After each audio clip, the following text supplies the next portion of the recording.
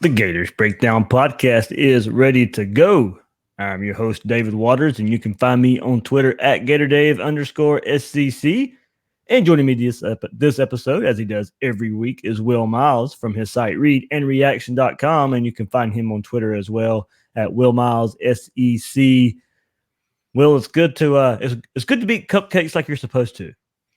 Yeah, well, I think people were reaching out to me after the first quarter asking what was going wrong, but just had to tell them to relax and that Florida would eventually take control, and that's what happened. And really, the second, third, and fourth quarter was what we'd expect to see, and even in the first quarter there were a few miscues, but beyond that, Florida still dominated it. So good to get a big win. Obviously, there were a couple of injuries that are of concern, but that happens when you play football. That's why you got to recruit well. That's why you got to have solid strength and conditioning programs, and why you got to get freshmen playing time in these sorts of games so that when it's time for them to step up, when the teeth of the schedule come, they're ready to go. Absolutely. We'll get into that. And yeah, definitely agree there about the and the freshmen that did come in and get to play. We saw them early and often, and impressive for the little time that they were in.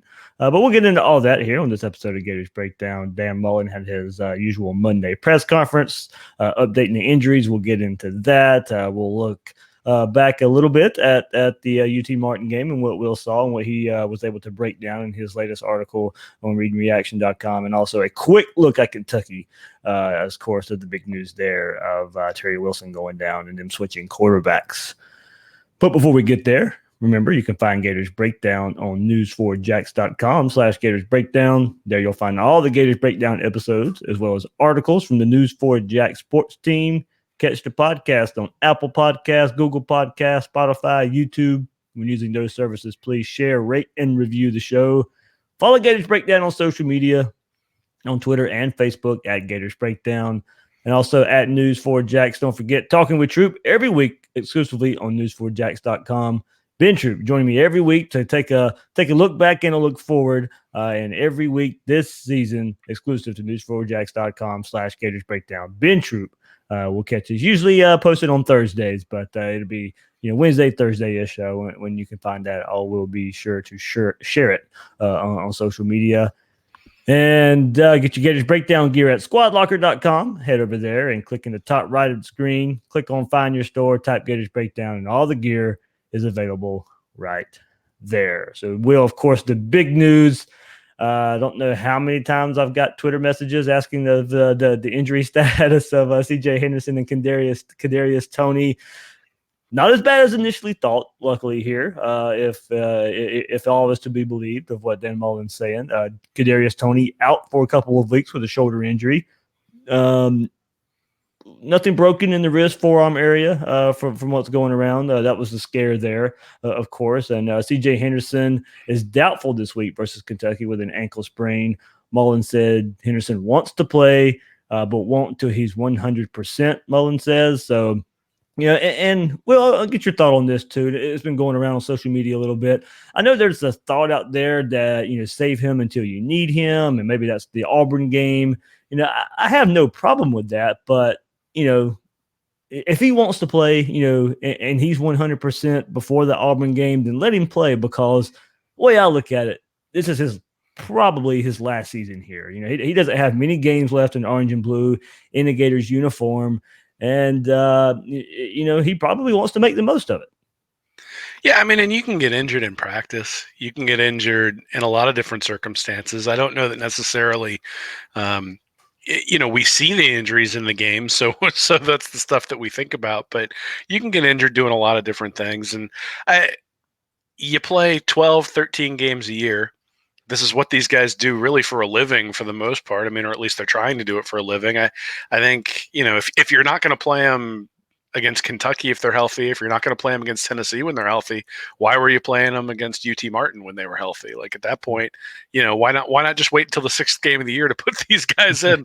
I don't want to sound like the old man on the block, but in some capacity, I think you put your guys out there because they need to be sharp when they go out there and play against Georgia, when they play against Auburn, and when they play against LSU. And then the other thing is that, from the standpoint of awards and stuff like that, they need to accumulate stats as well. So and they need to put things down on film for the NFL for those guys to evaluate. So there are a lot of reasons for them to be out there. I think if people are healthy, they play. If they're not healthy, they don't. I think the only reason you don't play in a game like against UT Martin is if you're dinged up, or if there's just a need to get the people behind you playing time. And that's why we saw guys in early and often. I mean, even before Henderson was injured, they brought in Chester Kimbrough, and all of a sudden my mentions were lit up with, is there something wrong with Henderson? It's like, no, when you're playing somebody like this, you bring in backups like early on when the game isn't way out of hand, because you want to give them experience when it's 0-0, when there's a little bit of pressure on them. So, now, I think you play people when they're healthy. I think you sit them when they're not. I do agree with him that in this stretch, it doesn't make a whole lot of sense to bring him back when he's not 100%. Yeah. If for no other reason, because you don't want him to injure something else or injure himself more severely so that you can't play him in those important games. But, if he's 100%, you bring him out there.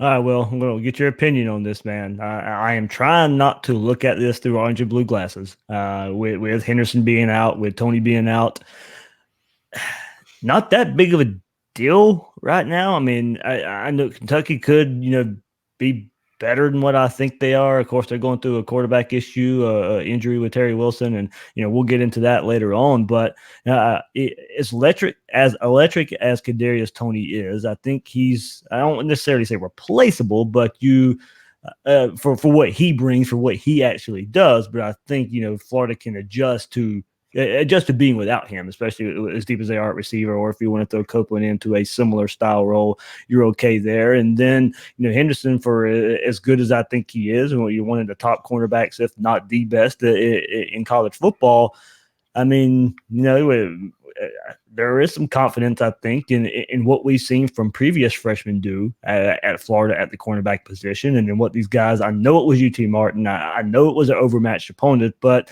you had Kyer Elam out there making a pick that was textbook. You did no matter who the opposing receiver was, he did everything he was supposed to do in that situation to get the pick. You saw Chester Kimbrough in there making tackles in one-on-one situations, and and Jadon Hill as well, making a big play, having to chase down a quarterback on the big play. Yes, the opponent does come into play here, but given Florida's history, given the way those guys are recruited and the coaching that these guys are getting, I mean, I'm okay in feeling in saying that I think Florida's okay moving forward against Kentucky, Tennessee, and Towson, of course. Yeah, I mean, you never want to have an injury. But with these guys going down, I think you could feel pretty comfortable with the guys who are coming in. I mean, Jacob Copeland ran the exact play that Kadarius Toney got injured on later in the game, and was able to run it effectively and really sort of give Florida a burst. And I think we'll probably see some of that moving forward, where some of the Toney role will be picked up by Copeland, as opposed to moving somebody like Hammond or Swain or something like that in there. And then when it comes to Henderson, I mean, again, the guy might end up being a top 10 draft pick in the NFL, so you lose something when he goes down, but you got to think about who you're playing. And so, with Terry Wilson out, now you're looking at Sawyer Smith as the quarterback for Kentucky. And then you go to Tennessee and that dumpster fire with Guarantano, who hasn't played very well, and it's on the road, and the swamp. Yeah. Before you move, before the season, I didn't know this. He had to correct everybody. I don't know why he waited a year to do it. I've been saying Guarantano, whatever. He finally had to correct people. It's Guarantano. So why it takes a year for him to correct people, I will never know. But it is Guarantano. Well, his yards above replacement is pretty bad this year. So, and that is reflected by losses to Georgia State and BYU. So, you look at that and you figure Florida should be able to hold their own against Tennessee. And then you got Towson coming up after that. And then you've got Auburn. So again, if you're going to have injuries, this is probably the stretch you'd want to have them in, but you never want the injuries. But the biggest problem is going to be now you're one player thinner than you were before. And so if the ankle injury turns into something that's a little bit more lingering, and then someone else in the defensive backfield gets dinged, well, now you don't have any depth. Now you've got guys out there tired in the fourth quarter because they played more. They haven't been able to have the same rotation. The freshmen who are out there, don't necessarily have the same conditioning as guys who've been in the program for 3 or 4 years. So, I just think there's always a risk when you get injuries, but this is one of the things with the SEC is that it's really easy to lead off. So LSU beats Texas this weekend, and everybody thinks LSU's great. Well, 3 or 4 injuries later, LSU might not look so good. So by the time Florida plays LSU, the teams might look very, very different than they did in week 2. And I would agree with you that in week 2, LSU looked really, really good. But the attrition starts to take its toll. Everyone in the SEC this year that Florida plays kind of has a gauntlet that comes up. It just so happens that LSU starts with Florida, whereas Florida starts with Auburn. But again, I don't think an injury is ever really a good thing. I mean, but if you're thinking about preparing for late in the year, this does give those freshmen time to play in SEC games where it's 0-0, where they're being depended on, not where Henderson can come in to bail them out if they don't play very well. So I think there's value to that. I think there's value to that next year, because if you figure that Henderson and potentially Marco Wilson could both leave, then you need those guys to have had playing time and meaningful playing time. And they weren't going to get a whole lot of meaningful playing time with those 2 guys on the outside this year. So this maybe gives them a little bit of a chance to get that. And maybe there's a silver lining to the injury. Yeah, absolutely. And also, Mullen mentioned in the press conference he expects safety Jawan Taylor and linebacker Amari Burney to be back this week. Looks like Brad Stewart will be back if what I hear and social media posts are to be believed. And with the emergence of Sean Davis in these first 2 games, the safety position has a little bit of depth and may have 2 really good frontline starters in Stewart and Davis. If those are the guys that start, I don't know if Stewart will start, and it still may be kind of a part of the punishment or whatever he's going through. But I think those are the 2 safeties everybody wants to see together and just kind of see what the ceiling is at the safety position, especially given you're going back dating to the first game and all the missed tackles. Sure, but part of ability is dependability, and you need to be on the field. And so I'm going to believe it when I see it with him out there. And I think the safeties played better this game compared to what they did the last one. Obviously, a little bit different opponent, but again, in the right spot. The tackling was better. It wasn't great, but the tackling was better. A few explosive plays, and other than that, the defense was lights out. Again, we know who they were playing, but at the same time, you give up 3.9 yards per play over any stretch, and that's pretty good. So it would have been number 1 in FBS last year if they can keep that up. So Florida's defense played very, very well the first 2 weeks. Haven't had any injuries up front, and up front's really sort of been terrorizing everybody, and that helps on the back end and helps the safeties as well. So yes, I'm interested to see what they do as they get people back and as everybody gets healthy back there. But certainly they're going to need Stewart as the season goes on. I don't think there's any doubt about that. But the question is going to be, can you depend on him? Because up until now they haven't been able to do that, and that it would be great if he had 2 extra games of experience and getting sharp before these big games come up. They're going to need to get him some time, and so I expect them to do that moving forward. But again, you need to be able to depend on someone on the backside, know he's going to be in the right place, do the right thing. He's made some fantastic plays when he's been out there, but on a play-to-play basis, is he always in the right spot is something that he's going to need to prove. Yeah, absolutely. So, all right, well, here we go, heading into SEC play after 2 games. And the biggest worry, I think, for Gator fans out there is the offensive line and the run game not being there. And, it was the angst of Mullen Saturday night and the topic you hit on first in looking at your game review for the UT Martin. And really, Mullen really spoke in Monday's press conference to the little things is what's making the difference right now among the offensive line. He really hit home. It's more in the preparation because it's not that they're getting beat. It's just some bad technique that may cost them now, but may not cost them now in these first 2 games, but might in SEC play. So. We both decided to take a look last year as a comparison. On the last episode of Gators Breakdown, I went broader with the look than you did. First game of the season last year, a little refresher here. First game of the season last year versus Charleston Southern, Florida averaged 5.3 yards a carry. And then the next week versus Kentucky, 4.4. So far this year, 1.8 yards per carry versus Miami, and then 6.1 in the past game versus UT Martin. So it was 4.85 yards per carry through 2 games last season and 3.95 so far through 2 games versus similar defenses this year. So, Will, you took that a step further, took out the QB running also to compare where Florida stood last year's run game and where they stand now. Yeah, so last year in the first 2 games, they had 52 rushes for 255 yards. That was 4.9 yards per rush, and they had 2 20-plus yard runs. Again, that's without Franks. This year, 53 rushes, 236 yards, 4.5 yards per rush, and one explosive play. So really, it's the difference in one 20-yard play. And if Malik Davis catches that pitch Mm-hmm. from Franks in the game against Miami, not only does that game become much more wide open, because I think he probably goes for a touchdown, but he probably gets at least 20 out of that play. And you're basically looking at the exact same running statistics that they had last year. Now, Miami went out and did not look great against North Carolina. And so that does make you start to think, okay, well, is Miami as good as we think they are?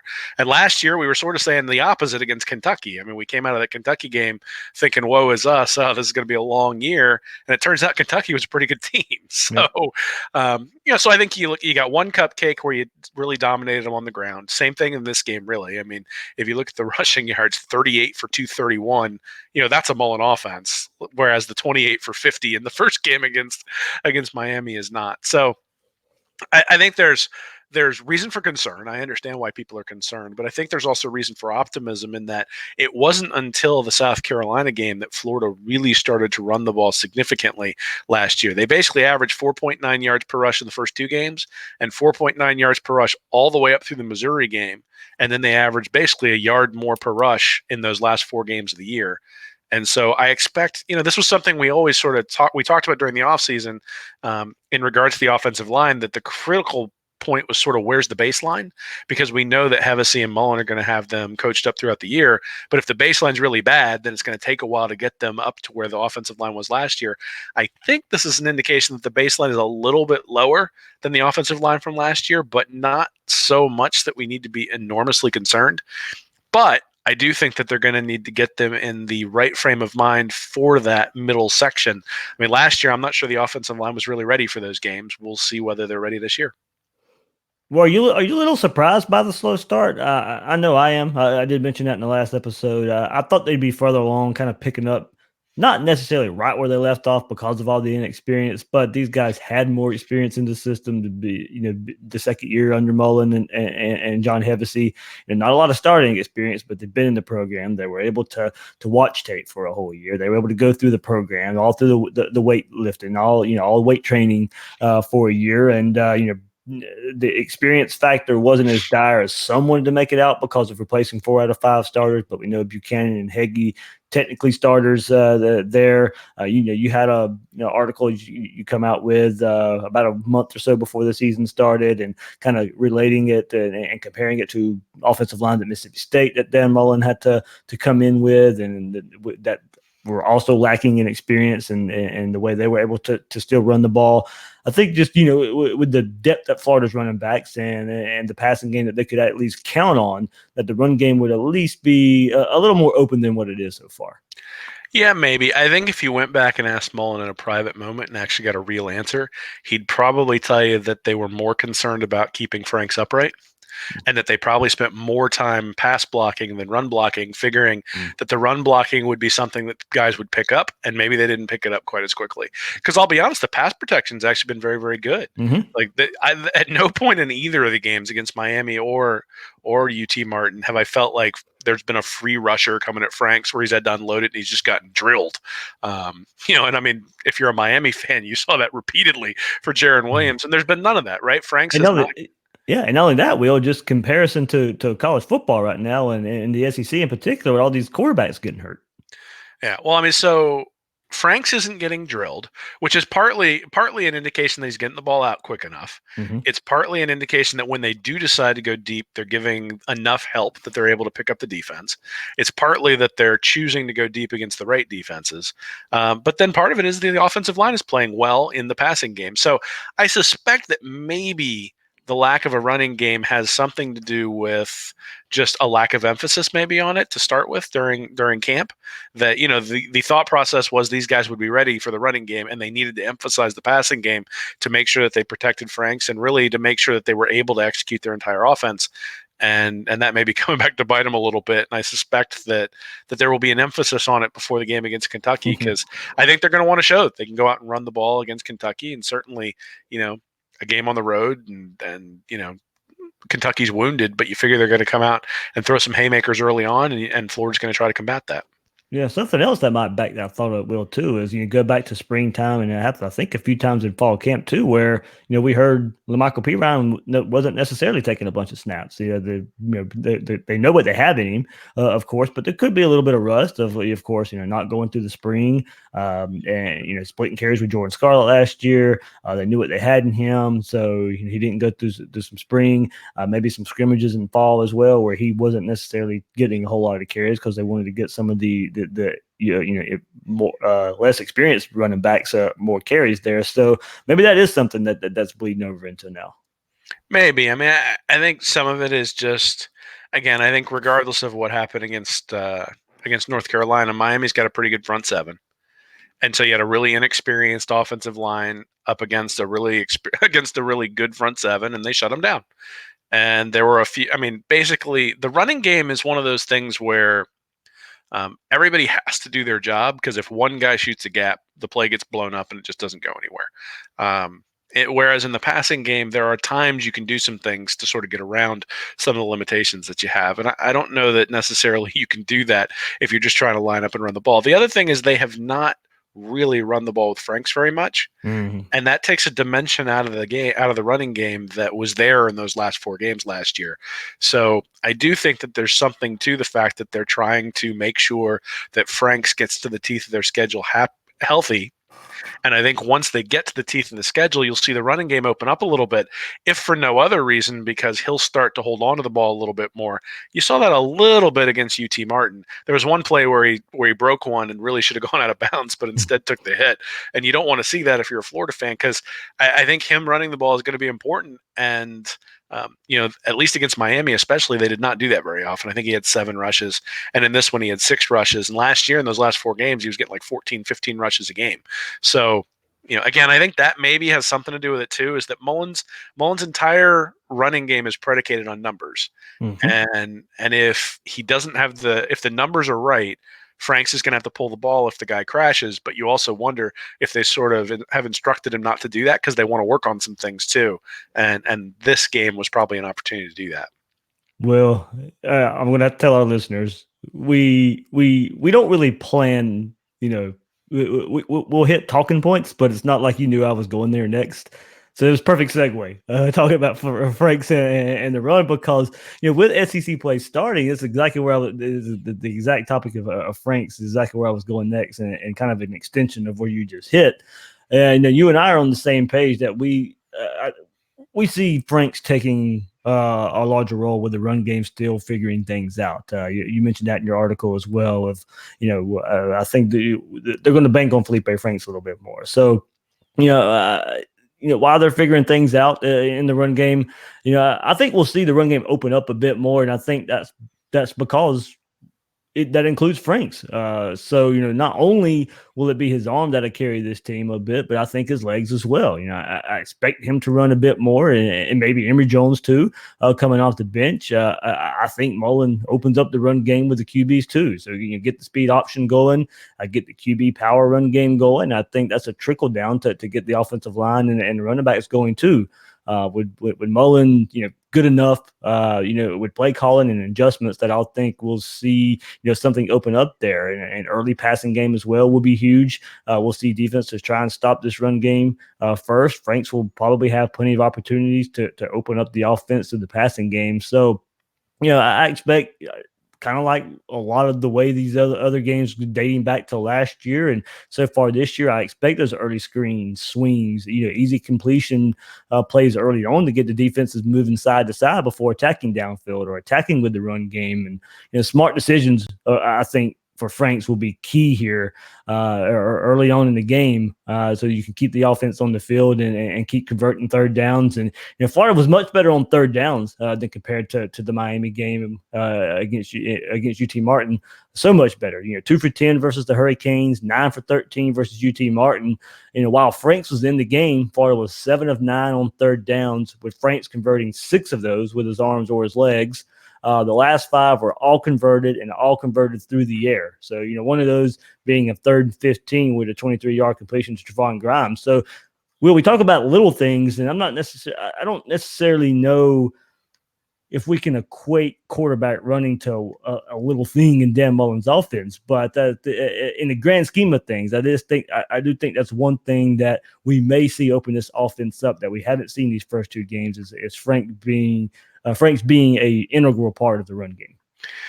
Yeah, it's interesting. I don't honestly know what Mullen's going to do because Franks has been really, really good through the air thus far. Yeah. And so I don't know that you want to expose him to the kind of hits that he was exposed to last year if he's going to continue slinging the ball around the way that he has. I mean, and the issue is that if based on what we saw from Trask and Emory Jones in the third and fourth quarter the other night, those guys are not going to play at the same level as Franks will. Mm-hmm. And I mean, it's hard to complete more than 93% of your passes against air. The guy played great. Now, I mean, you can say all you want about the competition, but other than the turnovers, I thought he played really well against Miami too. So you've got a guy who's playing effectively from the pocket.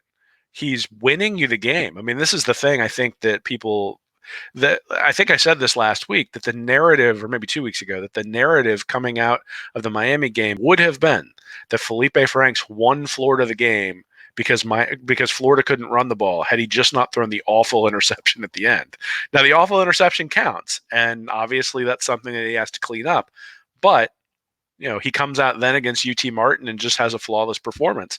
And I'm really interested to see what he's going to do through the air, because I don't know that you want to expose a guy to 14 hits a game against a team like Georgia, unless, or maybe you save those 14 hits until you come up against Georgia. You don't want to do it against Kentucky. Why bother?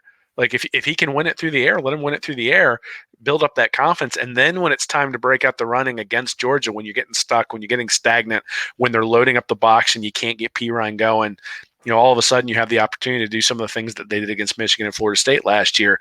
I think that makes some sense. I am not in favor of getting the starting quarterback hit if your offense doesn't need it to move. And let's be honest, the first drive of the game, Pitts falls on basically a perfect play call, and Franks delivered it perfectly, and he falls. Otherwise, that's probably a touchdown.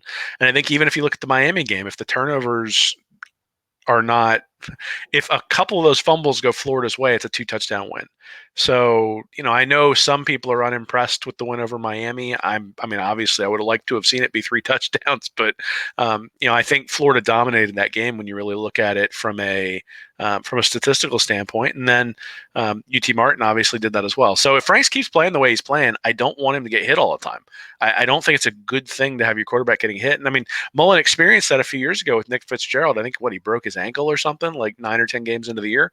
And, you don't want that to happen to Franks, because if they lose Franks, that I don't know if the backup quarterbacks are ready for prime time against LSU and Georgia and teams like that.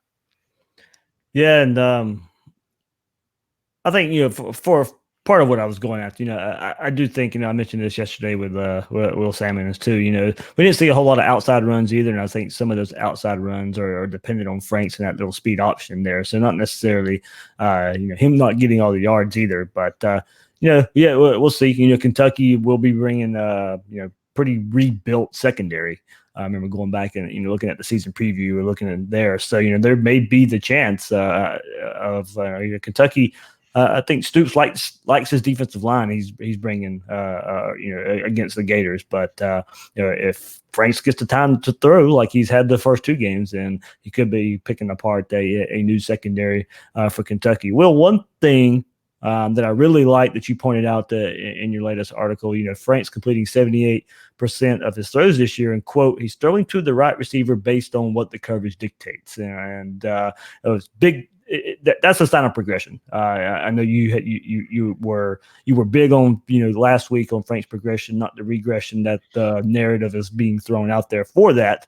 And I mentioned on the podcast yesterday as well. I know it's boring to say and at times boring to watch, but take what the defense gives you. But that's what Mullen's offense is kind of predicated on. So as long as Feleipe Franks is taking care of the ball and hitting the big plays when they're there, converting third downs, and then.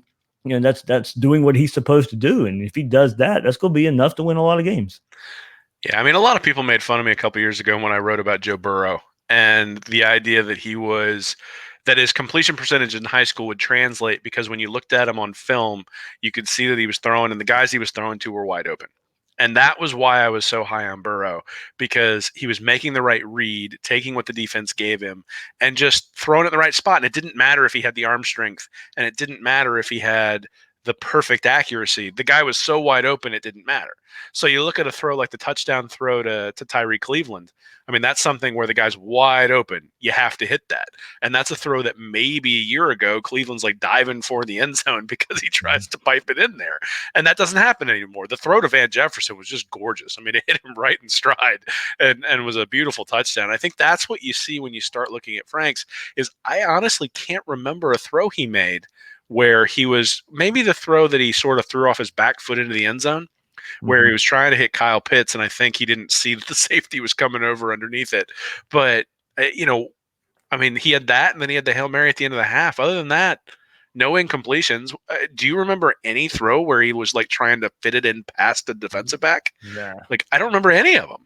And so what that really says is that he's going to the right place with the ball. Now, I know some people think that he's being protected by Mullen, and I think in some capacity that's true. I think they're also protecting the offensive line a little bit too. But, they've got all those little screens and hitches and all the little things that they throw that are dictated by what the defense does. And if the defense is trying not to get beat deep, then Franks is going to throw little 2, 3, 4, 5-yard passes in order to sort of move the ball slowly down the field. And again, I think when you go back to where the running of Franks makes a difference, I think it's really when you get to those 3rd and 2, 3rd and 2 areas where, a team has made you dink and dunk down the field. You convert the 3rd down, all of a sudden they come up and then you try to hit them deep. So, yeah, I mean, you don't go 25 of 27 without throwing the ball to the right receiver an awful lot of the time. It doesn't mean he's perfect, but again, when you start looking at all of his underlying metrics, so 10 yards per attempt for the game, 12.2 in the first half. His yards above replacement was 2.68 in this game, so he was 1.19 against Miami. So now he's up around 1. So I think he's 1.92 for the year, which is 3rd in the SEC behind Burrow and Tua, and just ahead of Fromm. So he's in that through 2 games. He's in the upper tier of the quarterbacks in the SEC. He's in the top 4. And in fact, he's a little bit above Fromm. Now, you can argue about who's played tougher opponents and all that sort of stuff. But end of the day, if you'd have told me 2 years ago that Feleipe Franks was going to be the top 4 quarterbacks in the SEC at any point in the season, we would have all taken it and gone to Vegas. So, again, I think, is he perfect? No, but he's taking some steps. You're seeing some benefits. I think you're seeing that he really has picked up where he left off last year as his baseline. And the question is going to be when he gets into the tougher schedule, is he able to maintain that level of play? I don't know that he necessarily is going to get better throughout the year. I think maybe what he might just be able to do is maintain his play as the schedule gets more difficult. And if he can do that, Florida's going to have a shot in all these games because you can offset talent differences. You can offset a lot of different things by having elite quarterback play. Yeah, believe me, I went to enough spring practice. We've seen Feleipe Franks play enough. I went to enough spring practices. Went to the couple open practices in the fall. It's hard to hit 25 on 27 against air. So I mean, it doesn't matter the opponent. 25 to 27 is remarkable. No matter what a defense is throwing at you, a defense, a lack of defense, it does speak to some progression. Because my thing is, at least you're doing what you're supposed to do. It doesn't matter who the opponent is. At least you're doing what you're supposed to do. And we'll see more when Florida travels to Lexington and what Feleipe Franks can do there and trying to get maybe a little revenge versus Kentucky. So. We'll talk about some other little things that Florida improved on this past week versus UT Martin in comparison to Miami. Lack of penalties, especially on defense, and given who you were playing, and you were playing with a lot of youth out there because of playing versus a cupcake. It was great to see a lack of penalties and the stage not get too big for those young players out there, especially those young DBs, especially the last drive versus Miami where Florida was getting called for pass interference calls, left and right. So not only playing well, but playing smart for those guys and the whole team as well. I know the opponent plays a part in this, but not in playing smart, not in playing with effort. So lack of penalties and improving tackling are 2 aspects that played out well in comparison to the Miami game. Yeah, absolutely. So you got the two penalties for 25 yards, both on offense, and both penalties, the offense was able to overcome and turn those into touchdown drives. And that's again, I think you go back and look at how the offense is moving the ball, and say they're moving it through the air, and they're doing it through the air because of Franks in most regards. And in both cases, he was able to convert a big third down after a personal foul or an unnecessary roughness penalty on Brett Heggie, and then was able to complete three straight passes after a holding penalty. Against Forsyth to move Florida down the field and get a touchdown on that drive too. So again, you're going to get penalties from time to time. You live with them, but they had 9 in that first game. You've only got 2 now. Mullen's teams at Mississippi State typically only had about 6 per game, and Florida has had like 7.5 for the past decade. So Florida tends to be more penalized than other teams out there. Is that a discipline issue? Is that a reputation issue? I don't necessarily know. I know that under McElwain, it was a false start issue. So we haven't seen many of those at all. And again, I think if we go back and look at the offensive line play, we can talk about the lack of push. We can talk about the pass blocking being pretty good, but they have not put the offense in bad situations with a whole lot of holding penalties, false start penalties, those sorts of things. Most of the penalties against Miami came on the defensive side of the ball with late hits and pass interferences. I think there was one hold, and then there were a couple of false starts against Miami, or maybe one false start and a couple of holds. But the offensive line's holding up pretty well, not committing penalties, not putting the offense in a hole, which again helps the offense move and doesn't kill drives. Well, I want to go back to a couple over unders that we did before the season. I know we hit on this for the Miami game because of the 10 sacks, but our over under number was 30. We felt pretty good about Florida getting over that. Halfway there, halfway there after 2 games for over under 30 sacks in the season for the Gators. So very, very impressive there for what they're able to do through 2 games. And we went and discussed the lack of run game, and I think it was 1,000 yards for LaMichael Pirine too. So through 2 games, I don't have the total yards in front of me there for Pirine, but it probably one I think will nail really heavy on the over, and I know I went over 1,000 yards for Pirine there, but as of right now through 2 games, not looking like the pace is there for Pirine and get those 1,000 yards. Yeah, well, they haven't really given him the carries either. Yeah. They have not been giving him the ball 35 times a game, which is probably good for his long-term prospects and his long-term career. But it is something that if you want to get a guy to 1,000 yards, you're going to have to give him an awful lot of carries, and they haven't been effective enough on first down to give him a whole bunch of carries throughout the year. I think the other thing, I mean, you mentioned the defense and all the sacks. This defense has an opportunity to be really good. And they have an opportunity to be really good because the sacks are coming from all over the place. And one of the things coming into the game I wanted to look at was how the defensive line played and how they got pressure, especially considering you didn't figure that UT Martin was going to throw near as much as Miami did. They still had 5 sacks and 10 tackles for loss. So not only and against Miami, I think it was 10 sacks and 19 tackles for loss or something like that. So yeah, 16 in that one. Yeah, 16. So they are in the backfield even when the team isn't throwing, and I think that's significant for you put the offense at a disadvantage, 2nd and 12, 2nd and 14, and all of a sudden you can get off the field. There have been a lot of 3 and outs thus far. The defense on a yards per play average is doing really, really well. So they have an opportunity to be good. Now, I think injuries are going to play a role, and really in terms of how good they can be.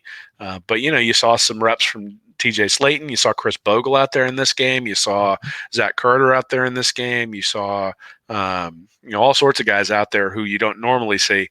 But there didn't really appear to be much of a drop off. Now, again, the caveat of who they're playing, but there wasn't a place where I said, oh, that guy looks outmatched, or that guy looks like he's not necessarily ready for this sort of thing. I think Bogle looked a little bit small maybe for defensive end.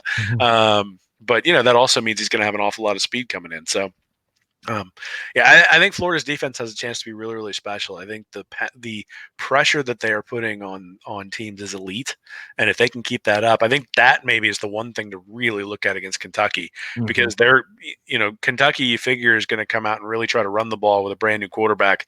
But if they can get the quarterback in a situation where he has to throw and they're able to get to him, you figure that really bodes well for the season, because you figure that that you figure that Kentucky's probably going to try to protect him with quick throws, try to protect him with max protect when they try to go deep, those sorts of things. If Florida can get pressure with their front four, I think that's a real good sign for the rest of the year. And that is exactly where we're going next. Kentucky will be starting a new quarterback after Terry Wilson goes down. Sawyer Smith inserted into the game this past Saturday versus Eastern Michigan. Kind of a rundown here of what he did, according to the 24/7 Sports Kentucky site.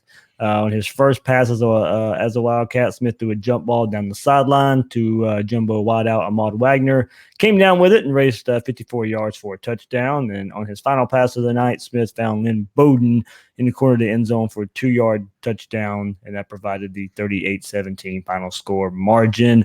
He finished the night 5 of 9, passing for 76 yards and 2 touchdowns in his Kentucky debut. Smith filled in last season at Troy for starter Caleb Barker, who was lost for the year to a knee injury in the 6th game of the 2018 season.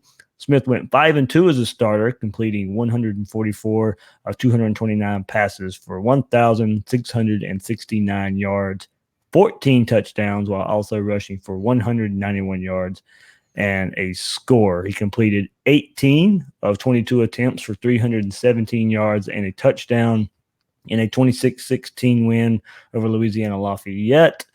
Smith completed 21 of 28 passes for 287 yards and a touchdown in the Trojans' 35-21 victory over Georgia Southern, and was named the most valuable player of the Dollar General Bowl after leading Troy to a 42-32 win over Buffalo as well, where he completed 31 of 44 passes for 320 yards and 4 touchdowns. So he has appeared in 6 games as a freshman at Troy in 2016 before redshirting.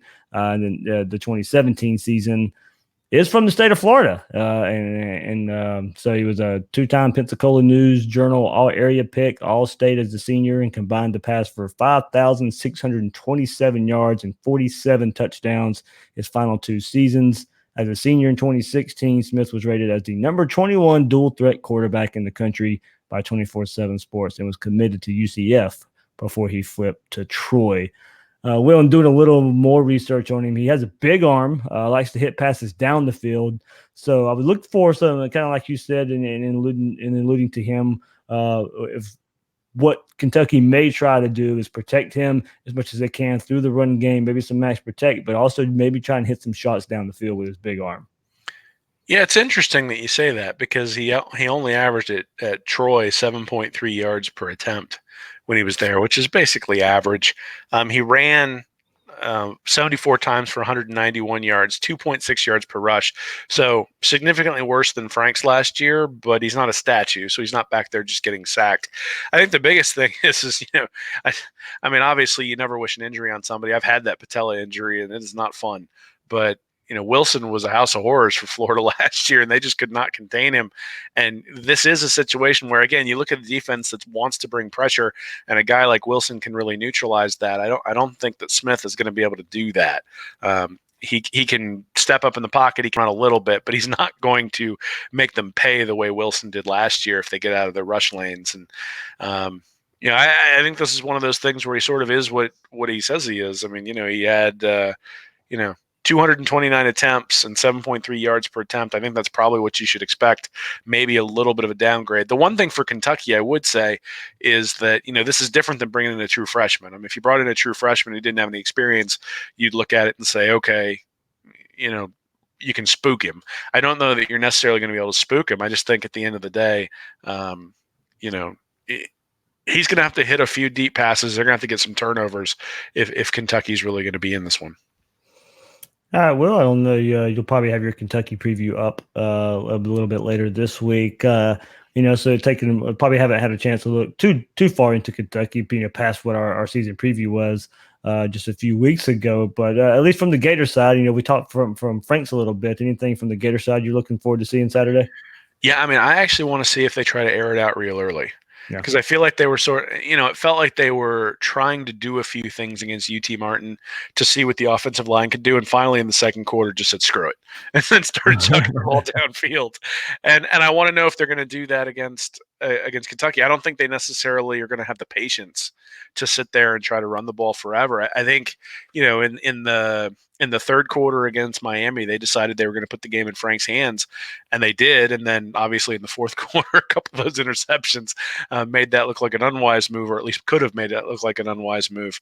It wasn't until the second quarter that they put it in Frank's hands to start with. I expect them to come out chucking. Mm-hmm. I think they're going to come out. I think they're going to try to hit some deep passes early. I think they're going to really try to bury Kentucky early and make Smith beat them. And if you can take Kentucky out of its ability to run the ball, you can pin the ears back with your defensive ends and come after their quarterback. I think they're going to really struggle. So I would expect that this is one of those games where, Mullen has been relatively conservative the entire time he's been at Florida because of some of the limitations he had at quarterback, but I think also because some of the limitations that he had on the offensive line. I think what he's seen in the first two games is that the limitations on the offensive line are more the running game, and that he doesn't really have those same limitations at quarterback anymore, at least not the way it was early last year. And so I expect him to come out and try to chuck it. Yeah, that's kind of the same game plan I expected for the Miami game. Of course, going against a young quarterback there, he was coming out trying to get up big. They almost did that, of course, and make them fight from behind. So I kind of agree with you there. I see that being, especially with the new quarterback change, make them fight from behind, and seeing what Smith can do there in that situation with this crazy pass rush Florida has going on. Well, it was announced the next game for Florida after Kentucky will be Tennessee, and that game will kick off at noon on ESPN, ESPN2, or SEC Network. Probably a little bit of explaining here and why the game, if Tennessee was going to be a little bit better, it could have been picked up by 3:30 by CBS for the 3:30 game for the first part of their doubleheader. But since CBS also has a night game, their doubleheader, and they picked Georgia Notre Dame. No conference, you can't have a conference versus conference. You can't have an SEC versus SEC team go head to head with that due to the contract that CBS has. So when CBS flexes and uses their doubleheader game, the night game cannot have an SEC versus SEC matchup going against it as competition. So Georgia Notre Dame is the headliner for CBS Saturday night, with Tennessee kind of falling on their face so far this season. Of course, it wasn't going to get picked up at 3:30 with Texas A&M and Auburn as well coming up this weekend. So noon it is, Will. It's going to be a hot one in the swamp when Tennessee travels down here to Gainesville. As I said, noon kickoff either on ESPN, ESPN2, or the SEC Network. Yeah, well, let's look on the bright side. One is that we'll get to go to bed reasonably early on Saturday. The other is that we'll get to watch these good games because last week, if you wanted to watch Florida play UT Martin, then you couldn't watch LSU play Texas, at least not completely. Yeah. And that was an entertaining game from everything that I saw on the rewatch. So, I think. Obviously, Tennessee is earning the noon slot right now. I would say, based on some of the Gators' future opponents, this probably isn't the only noon game we should expect. I think maybe the Saturday after Thanksgiving, we might have another noon game as well. But, that's the reality of it, is that when your rival's struggling, you're not going to get the primetime game against them. So it's a shame because, it's sort of a tradition to have that at 3:30, but usually both teams are 3-0 or 4-0 coming into that game. And this year, I'm not sure that I think Tennessee might end up with the worst record in the state coming into that game. So, they're struggling. I mean, there's no doubt about that. And when you can't beat BYU and you can't beat Georgia State, I think people see the writing on the wall that it might be another game like last year. And nobody was watching that game after the second quarter except for hardcore Florida fans, and obviously ratings are important. So I can understand why they'd have Texas A&M and Auburn and Georgia Notre Dame up high. So, I love seeing Florida play at 7:00, but or even at 3:30, but I get it in this case, and I suspect that the Auburn game and the LSU game and the Georgia game are going to get high billing, and so we're still going to get our prime time fix this year. Yeah, exactly. Those games will definitely be, 3:30 or prime time. You would have to think there, especially Georgia's already kind of set for 3:30 every year, anyways, because of the contract with the city of Jacksonville. But that game has to kind of be slotted there. But for that, when they make that contract for the game. So, Will, man, anything else coming up? As I said, I know you'll be releasing your Kentucky preview as well later this week on readandreaction.com. Also, you've had some guests lately right for the site. Yeah, so we've had Olivia Granola and Bill Sykes has been on there a little bit recently too. So, Yeah.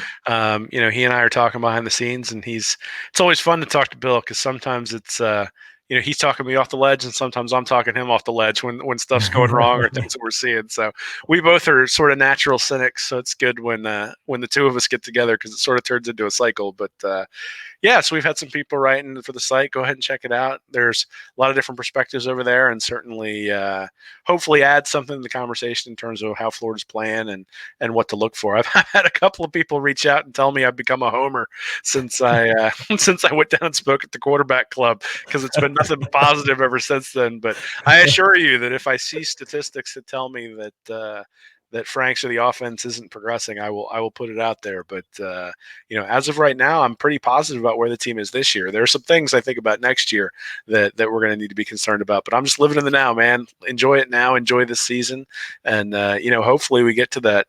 Hopefully we get to that gauntlet where we've got enjoy the wins while we get them against teams we should beat, and then let's get into the schedule and see if we can pull out a few against teams that maybe we shouldn't beat or at least aren't favored with, and sort of go from there. Absolutely, absolutely. Yeah, later this week, like I said, I'll put the Kentucky preview episode will be up. Kevin McGuffey had him on the last couple of years previewing Kentucky, so Kevin will be back on, giving us a look at the Kentucky Wildcats there. So of course, always a good time when he's on. Also, talking with Troop later on this week, probably on Thursday. We'll get Ben Troop on here.